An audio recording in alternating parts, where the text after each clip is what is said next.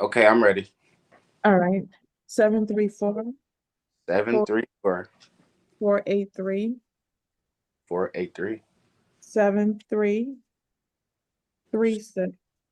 7336. Correct. Thank you. Thank you.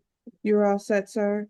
All the Ma- counts indicated, count one in each case is dismissed. Do I still report to community corrections? You still have to report to community correction, sir. Yes. Okay, Thank thank you. have a Thank good you, Your day. Honor, and I have sent the assessment over. All right. Thank you so much. 625 S 00057 and 24W 001341. Tiffany Woods for the people. Paul Barnett on behalf of the township. Good morning, Your Honor. Mark Awada on behalf of Ms. Janina Perez, P numbers 58029. Thank you. Ms. Perez. Janina Perez. Thank you. All right. Again, we're here for two pre-trials and a pre-hearing conference. Yes, Your Honor. I did have an opportunity to discuss the matter briefly with the prosecution of both the city and the state cases. And unfortunately, they are tied together, Your Honor. We respectfully request a return date so that I can get them individually the information required so we can get a resolution. I will be in contact with Ms. Perez shortly after this hearing to make sure that she follows through. She had some personal difficulties in the interim. She was unable to complete the assessment in a timely manner, and we beg the court's indulgence in this request. Well, given the scheduling difficulties with the assessors these days, I will put this out to August 12th. She should have a time to get on their calendar. It's taken about a month, so she needs to call today to get on their calendars so that. Yes, Your Honor.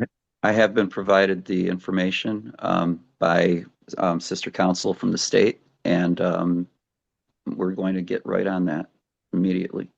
Thank you. August 12th, 2025 at 9:00 a.m. The bond will continue. Thank you, Your Honor. See you then on each of these matters. Take care. Thank you.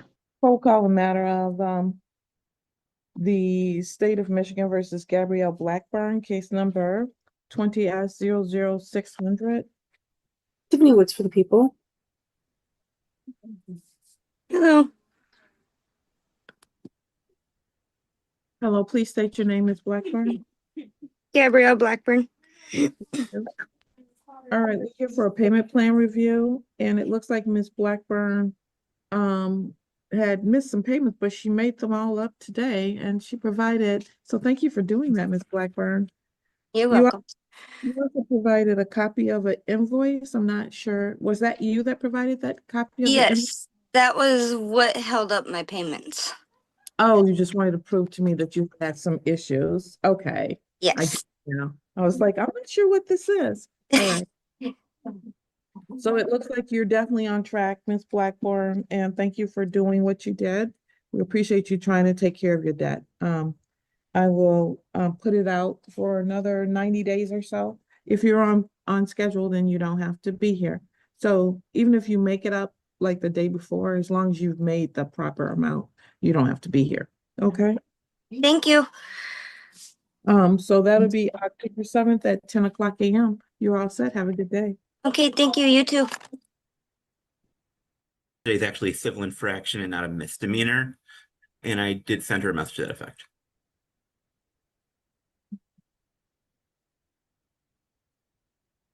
So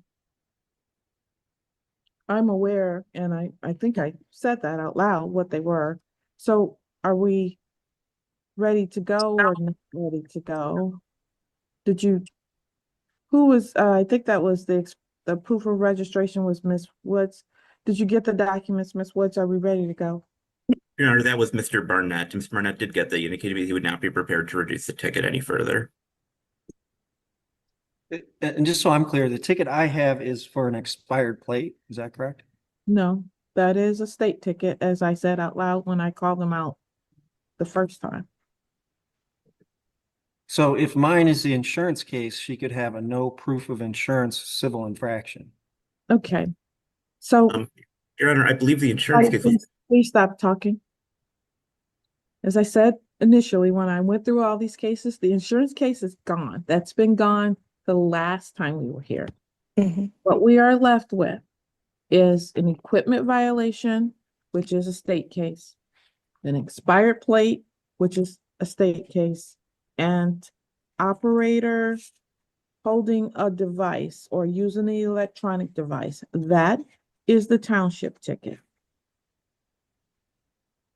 May I Yes. speak? No, ma'am. So for my ticket, then she could plead to it or admit to an impeding traffic, and I would dismiss the other ticket. I think there's points associated with that hold operating a device while driving.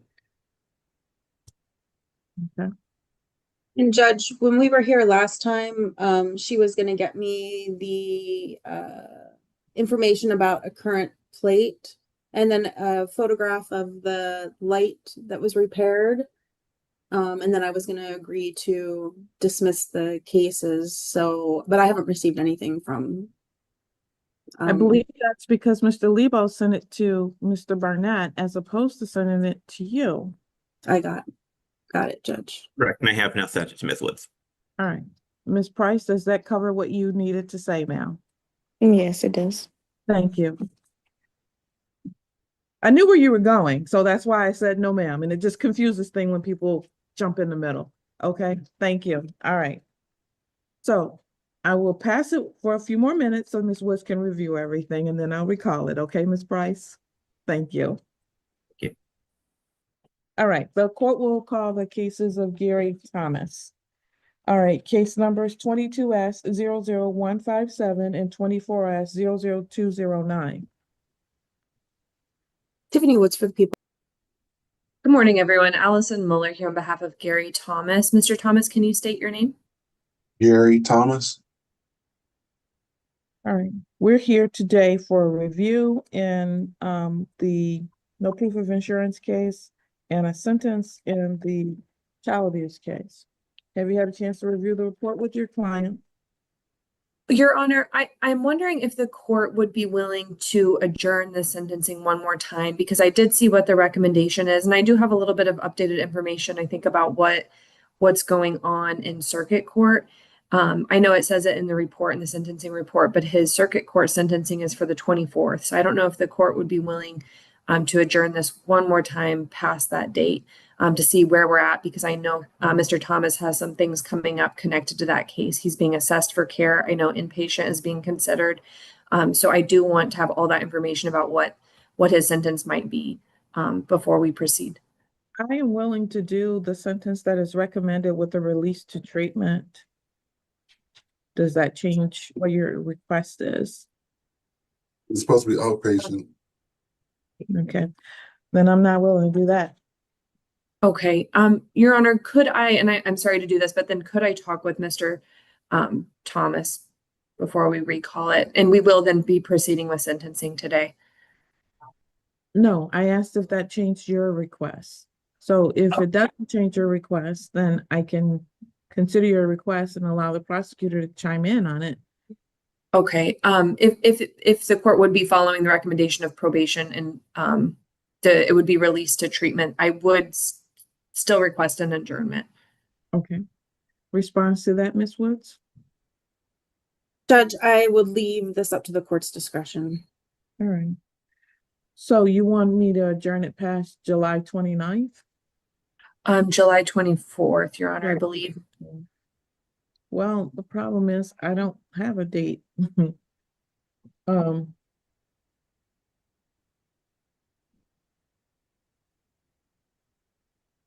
What's the Monday after the July 24th, Madam Recorder? All right, thank you.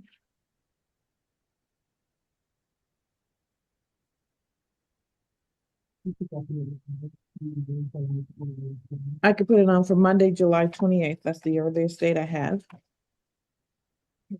Your Honor, that would be great.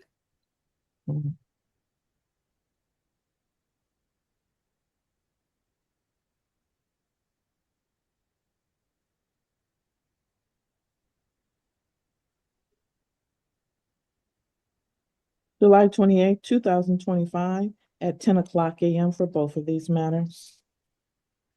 Bond is continued, sir. We'll see you then, okay?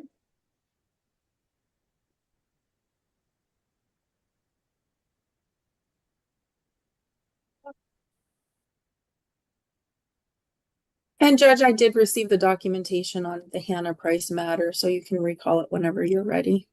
Okay, thank you.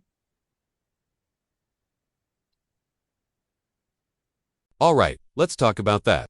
This portion of the docket with Magistrate Hillary Braley was a perfect example of how a courtroom can juggle multiple moving parts while keeping the tone steady and even occasionally light. We started with Yanni Perez, who had not one but two cases, one city, one state, that were essentially linked by a shared need for the same assessment. Her attorney explained she'd had some personal issues and hadn't completed it on time, and Braley, understanding the backlog assessors are facing, granted a new date of August 12th. The instruction was clear: call today to get on the calendar. That mix of firmness and practical accommodation is a Braley trademark. She makes sure the work gets done, but acknowledges when the system itself slows people down. Next came Gabrielle Blackburn's payment review, which was refreshingly straightforward. She had missed some payments, but brought everything current that morning, even producing an invoice to explain the delay. Braley accepted it without fuss, extended the review date 90 days, and noted that if she's on track, she doesn't need to return. That's efficient justice, reward compliance, keep the docket moving. Things got a little tangled with the Hannah Price matter. There were multiple tickets: expired plate, equipment violation, and holding a device while driving, and a mix-up where proof of compliance was sent to the wrong prosecutor. Once that got sorted, Braley deftly kept the conversation on track, stopping interruptions and ensuring the record was clear before moving the case along. It was a small moment, but it showed how she keeps the courtroom from sliding into chaos when multiple voices try to talk at once. Finally, we saw Gary Thomas's cases, a no proof of insurance matter and a sentencing in a separate case. His attorney wanted another adjournment to get more information from an upcoming circuit court sentencing, while Braley probed whether her willingness to follow the probational treatment recommendation would change that request. When it didn't, she considered the adjournment and ultimately set it for July 28th. That back and forth highlighted her patience. She let counsel explain, but kept the process moving toward resolution. Overall, the atmosphere was calm and businesslike, with brief flashes of humor and human understanding. Braley's approach is methodical but flexible, giving each matter the attention it needs without letting the docket stall. If you found this hearing insightful, consider subscribing, hitting the bell, and letting me know your thoughts in the comments below. I read every one.